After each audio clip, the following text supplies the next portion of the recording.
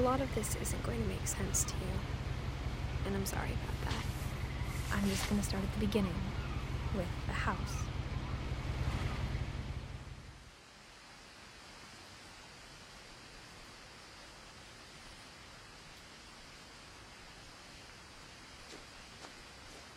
My brother Milton disappeared when I was 4. It was like the house just swallowed him up. Someone had put up a chain-link fence, but it looked like I wasn't the first person to hop it.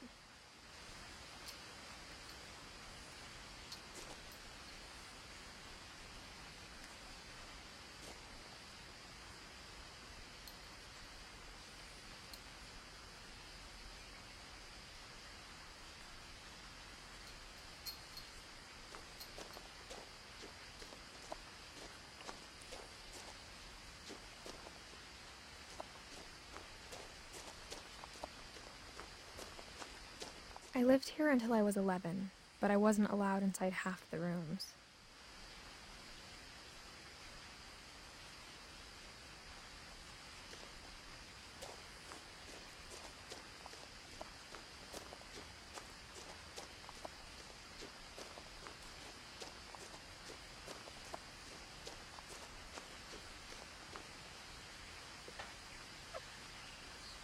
Inside the mailbox were bills from 7 years ago, marked urgent, open immediately.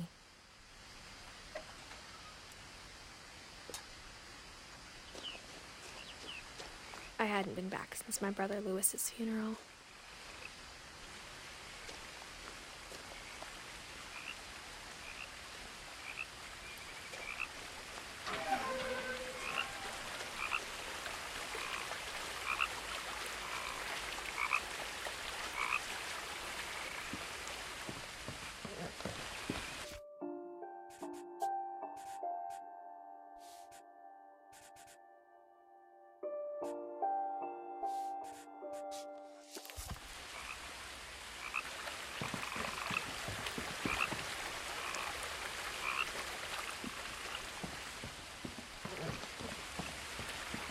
In her will, my mother left me a key, but didn't tell me what it unlocked.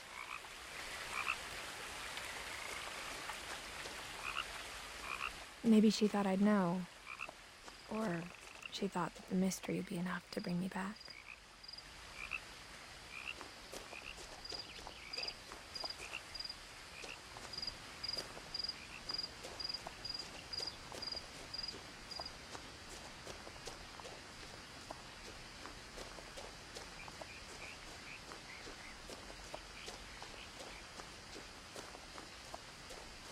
No one had driven this way in a long time, but I saw a few hoof prints.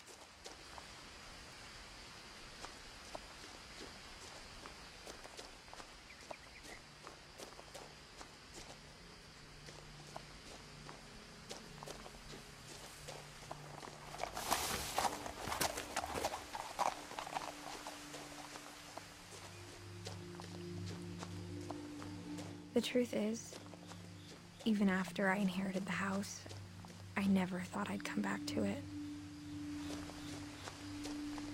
But now I had questions about my family that only the house knew the answers to.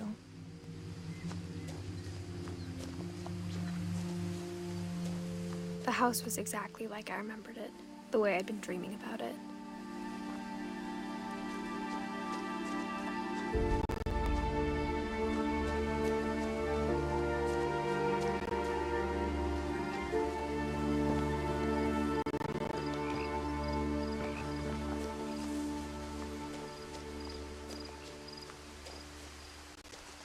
As a child, the house made me uncomfortable in a way I couldn't put into words.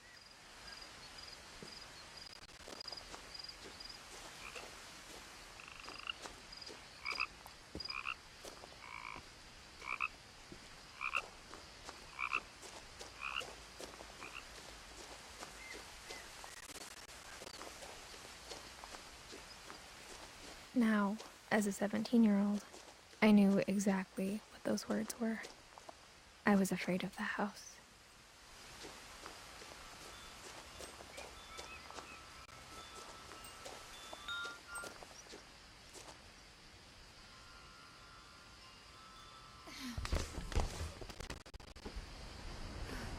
Crawling through the doggy door used to be a lot easier when I was 11.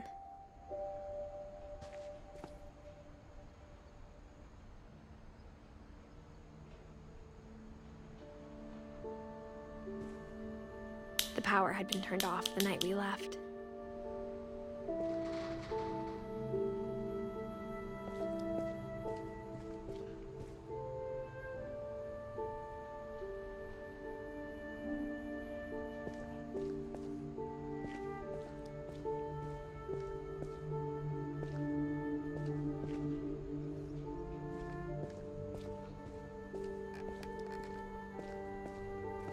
For the first time in years,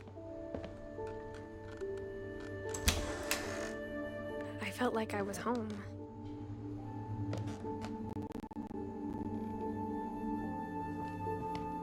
But instead of a family, there were just memories of one.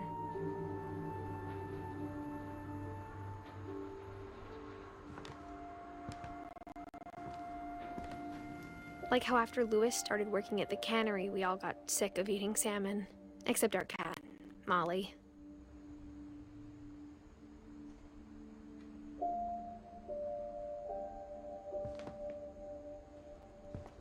Or how only one restaurant would deliver to our house, so we had Chinese a lot.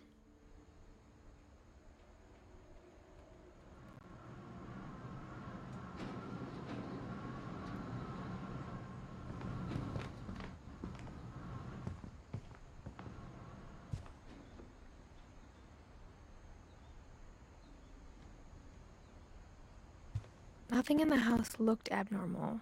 There was just too much of it, like a smile with too many teeth.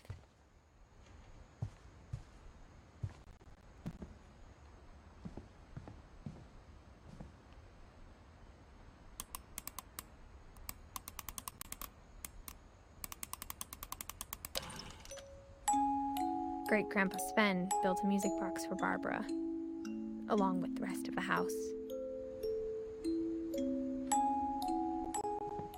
Mom always told me to stay out of the basement, so I wasn't too surprised when the key didn't fit.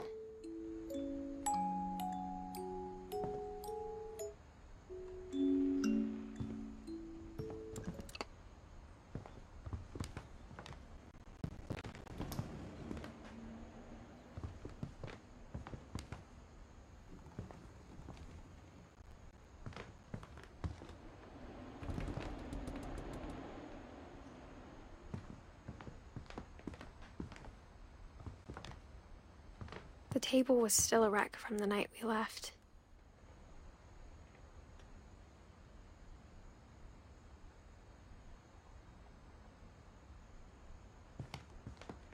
It was like a bomb had gone off, killing everyone but sparing the furniture.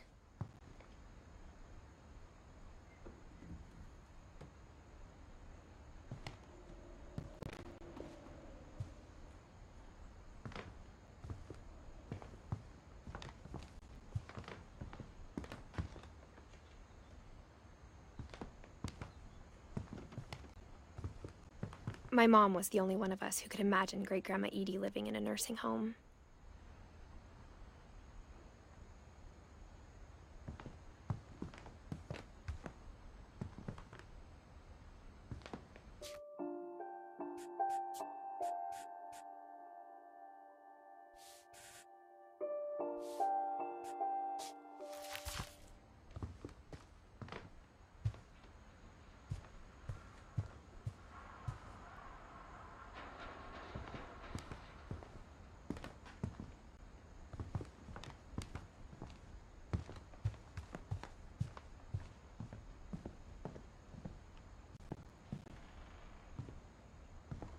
My mom wasn't much of an optimist, but she never stopped believing that my brother Milton was alive.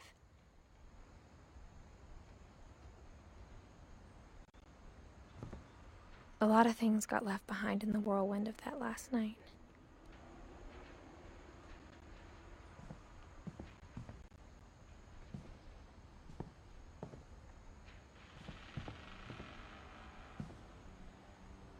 After Milton disappeared, Mom sealed up all the bedrooms. Then Edie retaliated and drilled peepholes.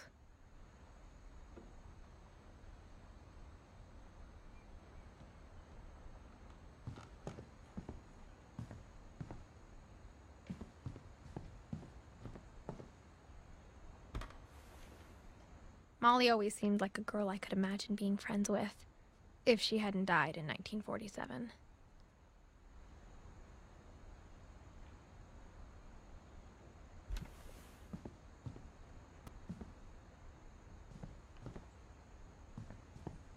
I spent a lot of time playing in Great Uncle Walter's room.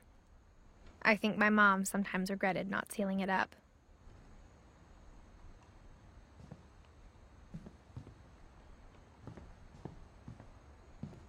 Lewis told me there were secret passages, but I never believed him.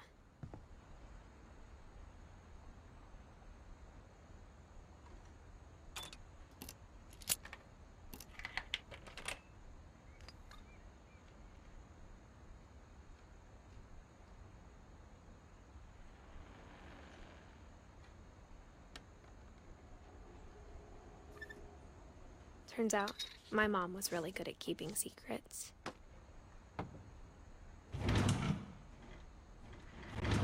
Now it was time to find out what my mom had been afraid of.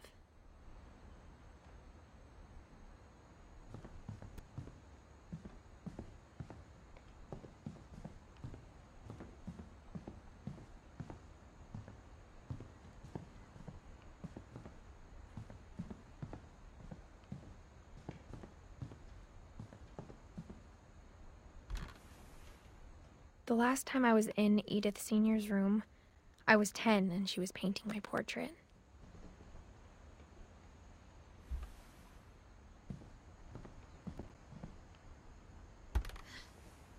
As a kid, I just assumed every house had peepholes and sealed rooms you weren't allowed inside of.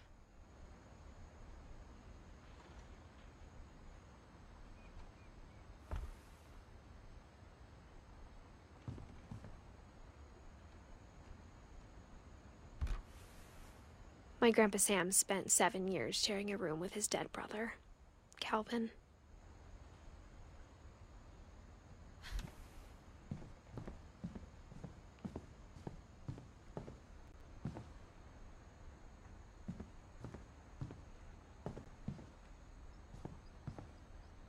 Whenever people ask me about my family, the first thing they always want to know about is Barbara.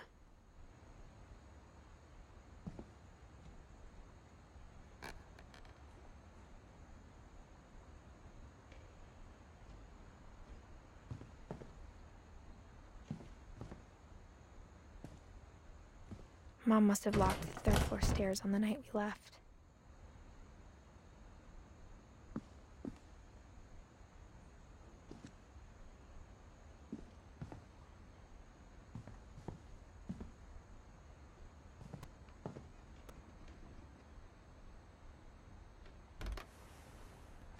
Barbara was a child star for 2 years, until America grew out of it.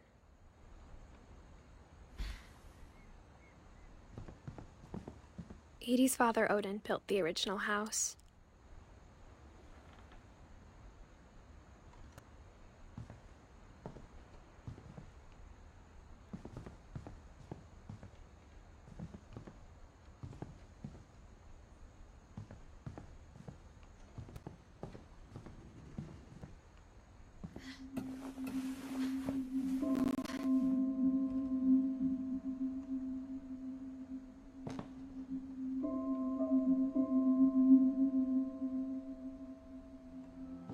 From the paintings on the wall, it was clear my brother Milton had been here before me.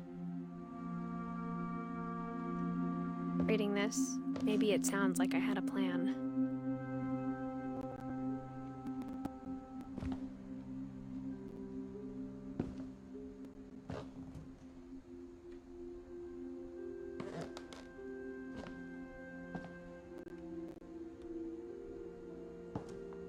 But I had no idea what was behind that door.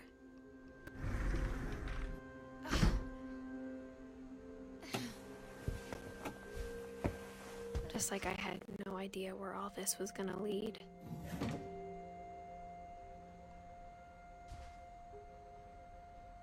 I grew up looking at Molly's room through the peephole. Being inside for the first time, I felt like I'd stepped behind a painting.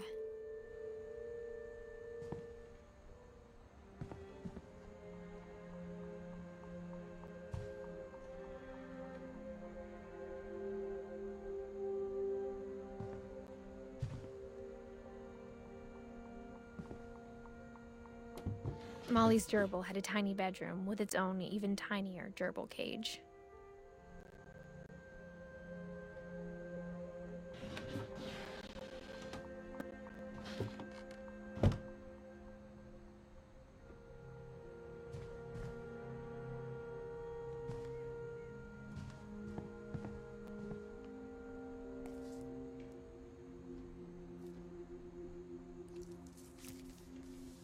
December 13th, 1947. Dear Diary, I'll be gone soon, but I wanted to tell somebody about what's gonna happen. It started when Mom sent me to bed without dinner. I woke up and I was starving, so I looked around for something to eat.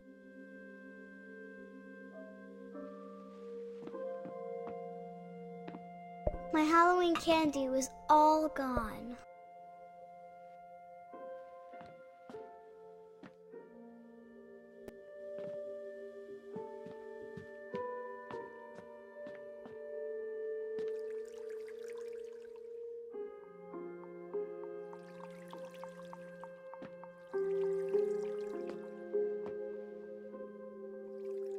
I thought about eating Christopher, but I held back.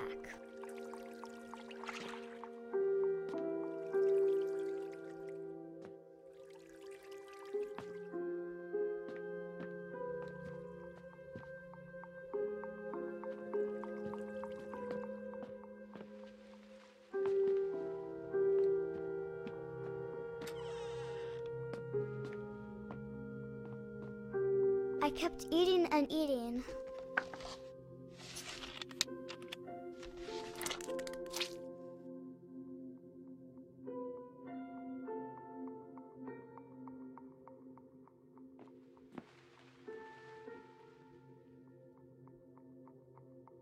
I ate a lot of things that night.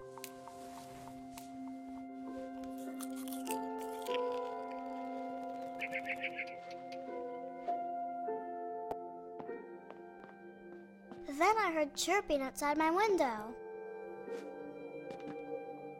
It was a barn swallow going back to her nest.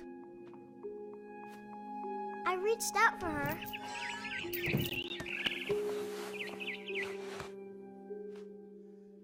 And suddenly, I was a cat.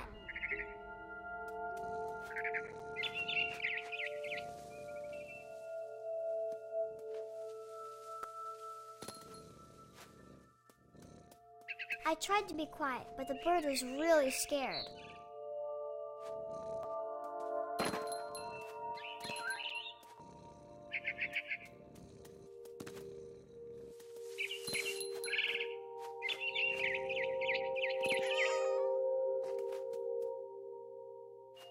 Mom and Dad didn't even look at me.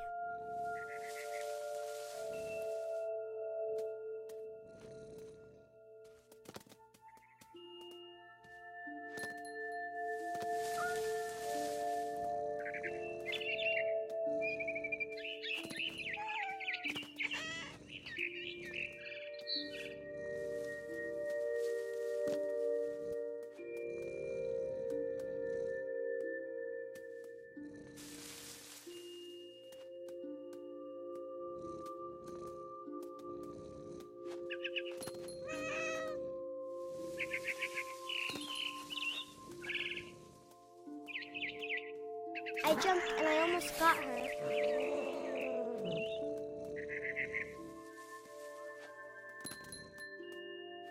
I could tell she was getting really tired. Now I was up in the big tree. I promised Dad I wouldn't climb it anymore. All I cared about was eating that mama bird.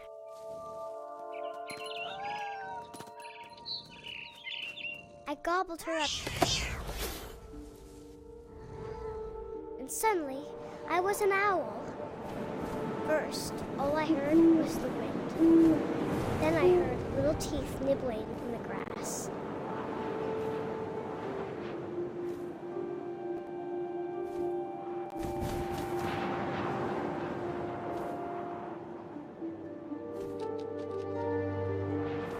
Rabbits.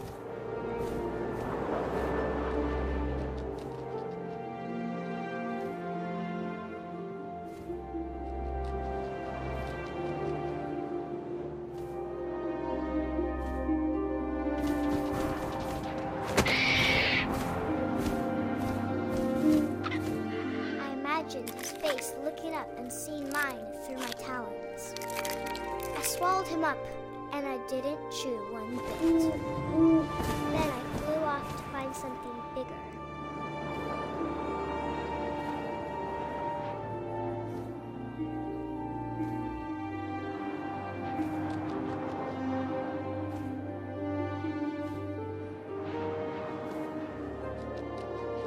A mama rabbit.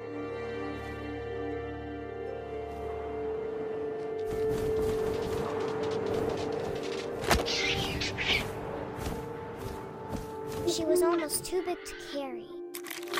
I started choking, but I couldn't stop eating. And suddenly, I was a shark.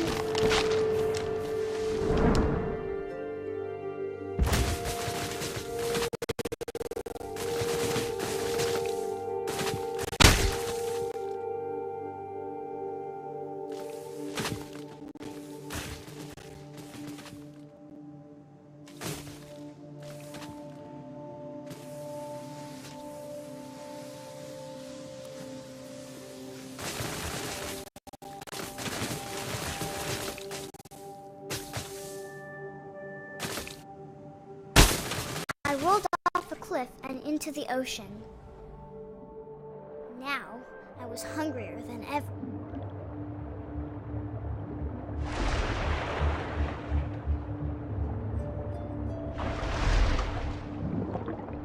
I wanted fat, juicy seals.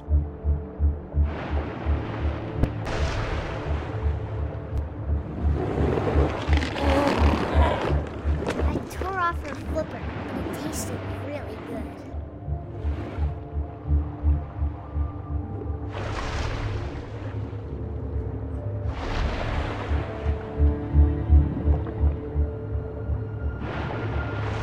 I grabbed on tight. I was so hungry, I jumped out of the water. When I opened my eyes, everything had changed.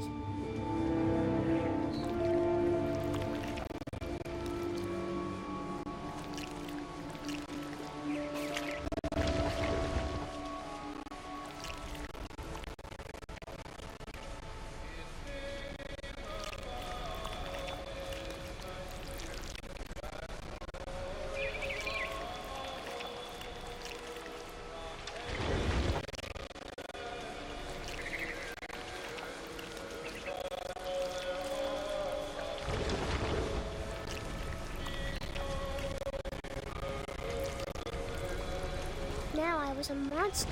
I smelled people everywhere.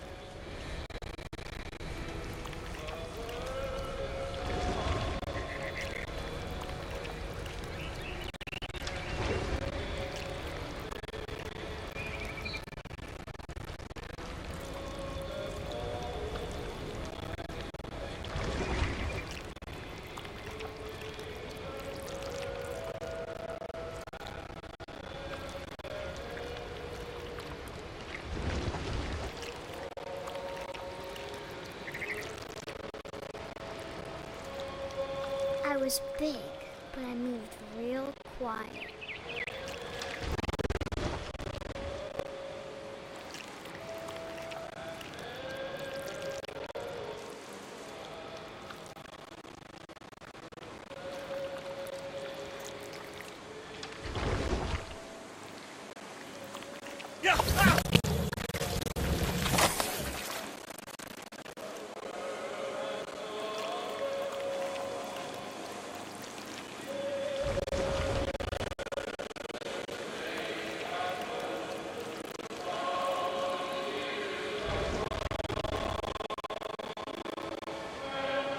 I wanted to stop, but also I didn't.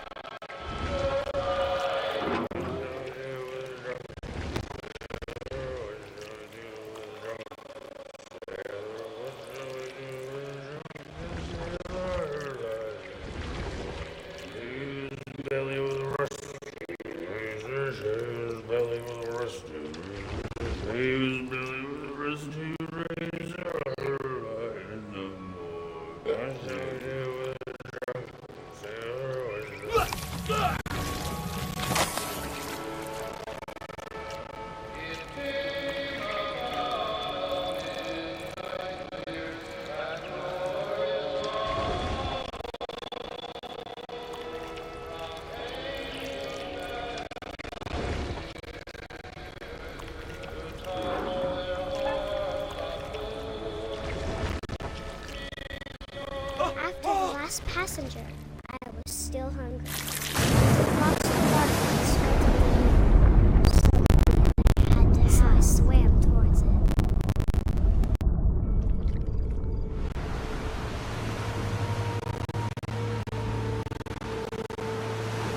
I slithered onto the sand, and the good smell leaned to an old pipe.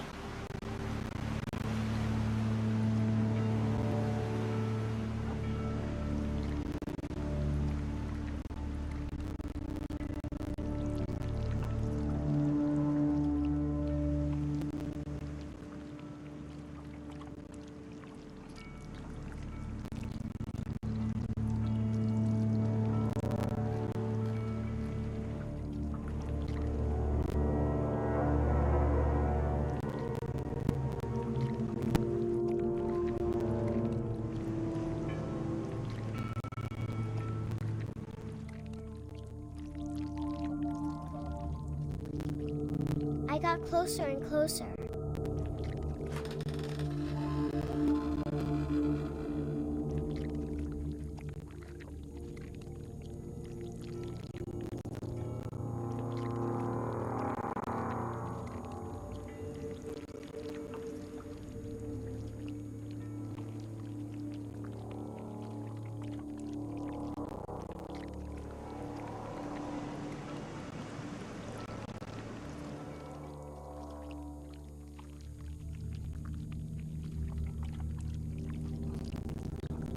All my stomach started growling.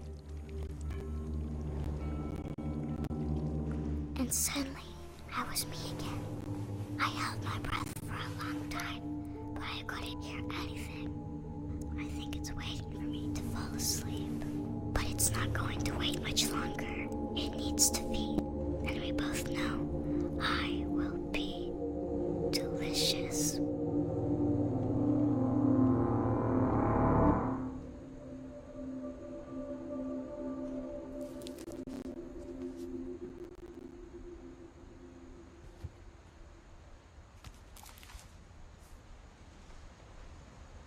I'm not sure if I believed all of that, but I'm sure Edie would have.